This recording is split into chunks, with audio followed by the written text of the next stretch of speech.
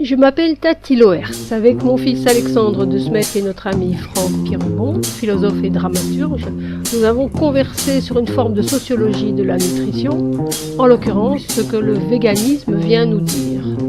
En 5 épisodes. On a changé de place parce qu'il pleut et on a un beau clair-obscur là avec les belles roses derrière. Alex, est-ce que tu as des questions pour Franck? Oui. J'aimerais rebondir sur ce que tu as dit un peu plus tôt par rapport à la relation qu'on a avec la nourriture. Donc moi, ce que je remarque beaucoup, c'est que ça touche un public relativement jeune, qui, comme moi, depuis la primaire, a appris qu'il fallait sauver la planète, sinon on allait tous mourir, etc. Tout le tintouin. Et donc j'aurais aimé avoir ton avis sur un proverbe qui est « on est ce qu'on mange », que certains gourous véganes utilisent souvent pour nous dire que les bêtes vont sentir qu'on est des assassins. Enfin, ils nous accusent eux-mêmes d'être assassins. Voilà. Aussi, ça peut amener une autre question. Est-on vraiment un bourreau lorsqu'on va acheter son bout de viande au supermarché? Ça, c'est quelque chose qui m'intrigue. Et donc, pas deuxième, mais troisième question, c'est est-ce que le fait de vivre son empathie pour les animaux au lieu de la rêver ne permettrait pas à la société actuelle de corriger le tir et d'éviter un peu une surconsommation de viande et d'un peu arriver au bout de ce problème qu'il faut quand même constater, quoi. Il y a beaucoup de choses dans tes questions. Hein. Ouais. Et je dirais que c'est un peu l'oignon de l'alimentation qu'on évoquait il y a 30 secondes avant qu'on déplace tout à cause de la pluie. C'est que la question de l'alimentation industrielle, elle est pour ainsi dire une espèce d'accessoire de prestidigitateur. Tantôt tu l'as dans le problème, tantôt tu ne l'as pas. Et dans tes questions par exemple, elle affleure qu'un peu à la fin. Hein. C'est-à-dire une société qui serait un peu plus raisonnable ne se livrerait pas au genre de dérives qui sont associées avec l'alimentation industrielle, si chacun, etc., etc. Alors moi ce que je dirais, c'est en t'écoutant, j'entends dans ta question un axe qui n'est pas dit, mais qui est là, qui est le bien et le mal. Parce qu'une réponse, c'est « ben ouais, je suis un assassin ». Ça, c'est ose dire que tu es un bourreau. Ouais, il n'y a pas de souci.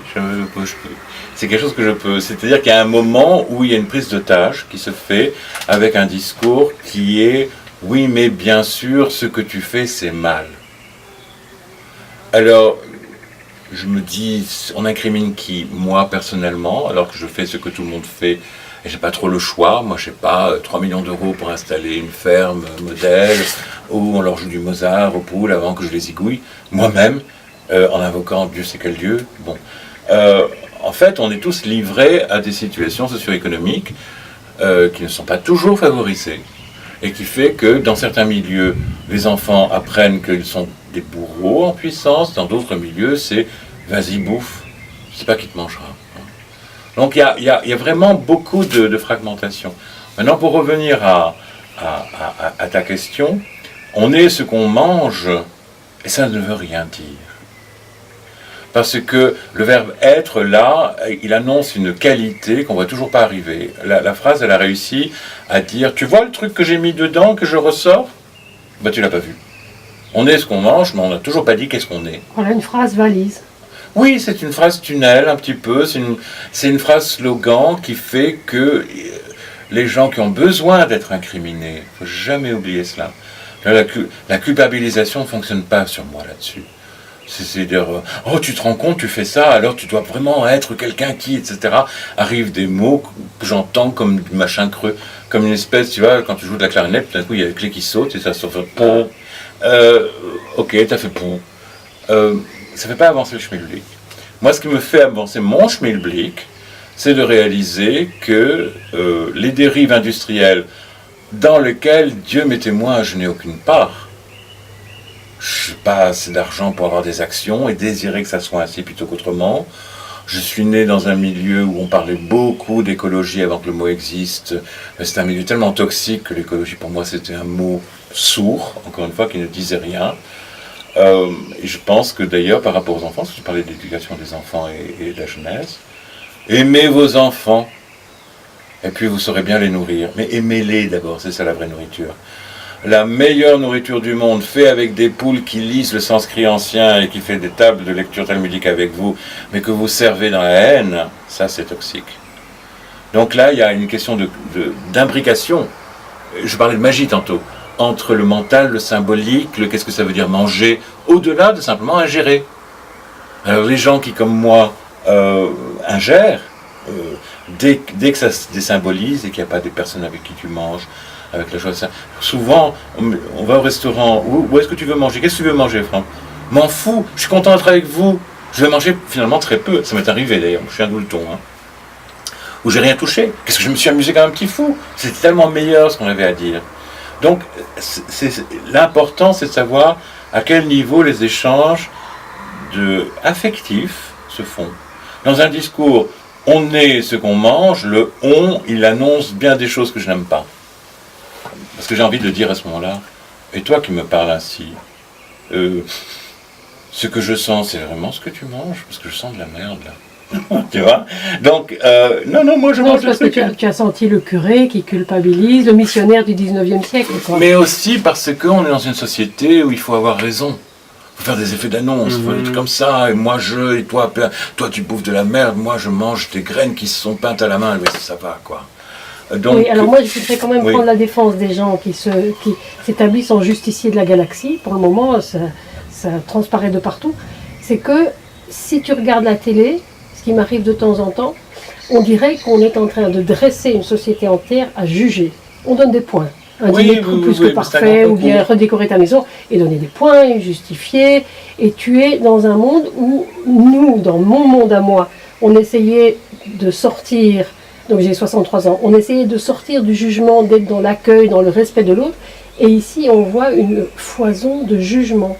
Donc je prends la défense des gens. Alors là, je vais prendre la défense des attaquants, je veux dire. Non, c'est du jeu. C'est du jeu. C'est que quelque part, si tu joues avec un petit gamin comme mon petit-fils, 8 ans, et qu'il n'y a pas d'enjeu, tu mets une carte, je mets une carte. Oui, qu'est-ce que je gagne? Rien. Ça va pas durer 30 secondes. Attends, alors je vais plus loin. On sera sûr de ne pas être un monstre. On sera sûr de ne pas être telle personne qu'on juge. Soi-même, c'est comme ça qu'on se construit un peu. J'essaie d'un peu de ramener sur le côté identitaire. Mais tu as raison. La question identitaire là-dedans, je dirais, elle se pose à partir du moment où les mots qu'on utilise ont du sens. Et ils n'en ont que si on pouvait faire l'expérience vive de tuer la bête dont on va se nourrir. Or, cette expérience-là, on ne la fait pas. Donc c'est pour ça que je dis que les dés sont pipés. C'est que quelqu'un qui va te dire tu es ce que tu manges, moi je mange du plastique. J'achète à la supérette des trucs faciles à faire, mais tu me dis oui, mais tu sais que c'est une bête qui a une conscience des sentiments. Je veux bien le croire. Le problème, c'est que c'est pas tout. Mais t'as qu'à manger végétarien. Mais c'est toute une organisation du feu de Dieu. Bon, si je suis, comme je l'ai dit, avec ma ferme modèle de 3 millions, j'ai que ça à foutre, alors là, on peut me responsabiliser dans un meilleur usage de mon temps, puisque je suis privilégié, favorisé. Si par contre, j'ai une demi-heure pour bouffer, 3 heures de transport, comme beaucoup de Belges, dans le kiki, parce que je suis un navetteur, ce que j'ai été longtemps, quand tu rentres le soir, c'est simplement claquer. Et les sermons de ce genre tombent ou bien sur une espèce de paroi de tank, ok, c'est bon.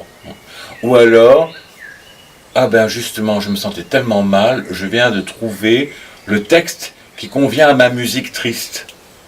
C'est vrai, c'est normal que je ne sois plus à baiser parce que moi je mange du cochon. Et là, je me dis, on s'est perdu en route. On s'est vraiment perdu en route.